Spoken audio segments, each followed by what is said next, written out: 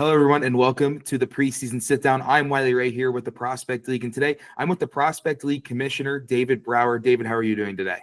Doing well, Wiley. All righty, so David, let's start things off and talk about the new Prospect League network coming to the Prospect League this season. Do you want to talk a little bit about that network? Yeah, this is a really exciting opportunity for our league. It's really kind of one of those monumental occasions, really, when you look at it, because we're expanding what our visibility is for not only our fan base, but to grow it outside of that and really go across the country. And so, we've had a good run with our Prospect League television, but the new network is going to have so much more enhancements that our fans will notice. But also, in terms of pricing and in terms of just the graphics and the consistency across the league, we'll see a lot better product this year. So we're really excited to do that and have some opportunities to broaden our viewership and get our broadcasts out to different parts of the country and in different ways. So fans will be able to tune in through the Home Team Network's app. That's where the Prospect League Network will be housed. You can certainly access it through prospectleaguenetwork.com and then also through a Roku app. So you'll have many options on how you want to view it, whether it's on your handheld device, on your your iPad or tablet, or through your laptop, or even your 72-inch television. Over the last 2 years, you just mentioned attendance and viewership, and over the last 2 years, you guys have seen 1.2 million viewers over that time span. So, sounds like it's definitely time for that Prospect League network. So, you want to talk about the viewership and the audience coming to the games, and what kind of gave you guys that idea?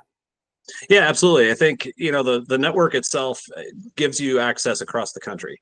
When it comes more locally in terms of our fan base, really great turnout the last 2 years. And it's been record setting each of the past two seasons, 2023 and 2024, both new records in the Prospect League. So we're hoping to break that again here in 2025. But most importantly, the number that really stands out is that combined attendance the past two seasons is 1.2 million. And that's phenomenal numbers for this league as we continue to grow and ascend. And I think the most exciting part of that is attendance numbers, as we all know, can be variable, and they're based on how many games you have and all sorts of different measures there. But the key growth point for us is in those two seasons that we set records, the year-over-year growth, the percentage last year was 12% better than the previous year. And each of those last 2 years has actually led all of summer collegiate baseball. So that says we're going in the right direction for sure. You talked about going in the right direction, and for the first time in 5 years, you guys are bringing back the All-Star game, which will be the week of the 7th and 8th of July. So what kind of was the thought process that the committee thought of bringing that All-Star game back to the Prospect League?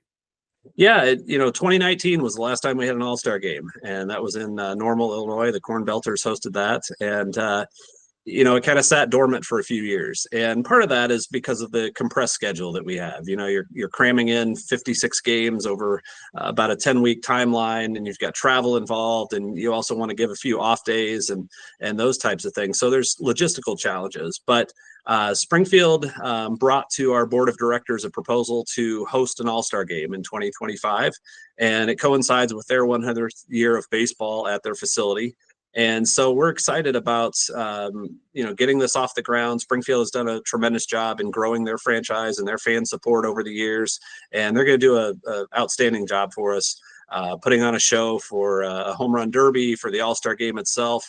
And then going forward, setting the bar for a rotation of multiple years and upcoming hosts as we move forward. Another thing to look at, especially with you when you guys are working with collegiate athletes, is with the rise in NIL opportunities. What is the Prospect League doing to work towards those NIL opportunities for these young players? Yeah, it's certainly a key topic across college athletics. You talk about NIL and the portal, and those two things seem to just dominate college athletics discussion. And where is that industry going?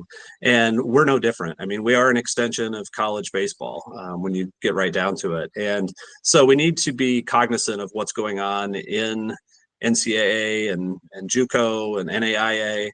And so with this, NIL is something that we can embrace as a league. And 2 years ago, we started a partnership with No Cap Sports, and they're one of the industry leaders in the NIL space. They have many of the top universities, several of the top student athletes that are involved in NIL. And, the initial thought process was, let's give our players an opportunity to learn how to build their brand. And maybe they can put this into practice here during the summer, maybe partner with a local, business that wants to have a player from one of our teams come out and get the fans out and get the kids out to meet and greet, those types of things. So, we're certainly not talking about the same stratosphere of football recruiting and $1 million quarterbacks or multi-million dollar quarterbacks at this point, but it's an opportunity for our teams to really solidify a bond with the community, also to make it more enticing for our players. And we've got a few teams involved to varying degrees, and we hope to continue to grow that over the next few years as we really embrace the NIL landscape, because it's not going anywhere. It's going to be here to stay, and we've got to be a part of that and be forward thinking in how we approach it.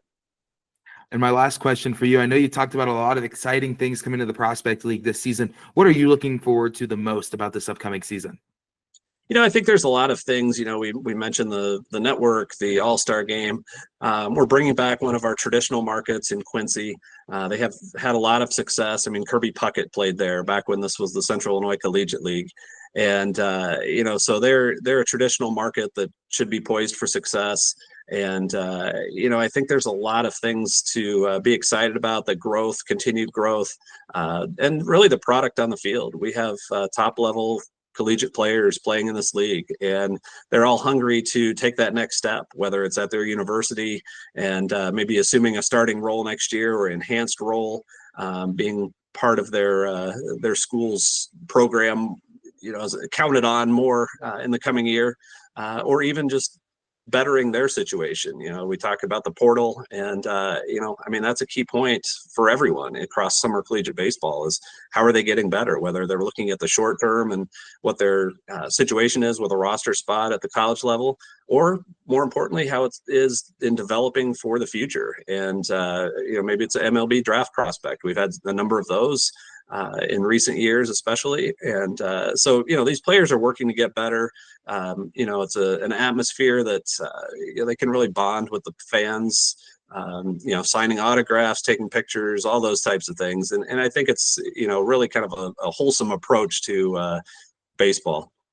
It's a very big wholesome approach. And, David, once again, thank you very much for joining me today here on the preseason sit down here for the Prospect League. And that'll do it here. You can catch all the action on the PLN by subscribing at theprospectleaguenetwork.com. That'll do it here for the preseason sit down. I'm Wiley Ray. We'll catch you guys later this season with more Prospect League baseball.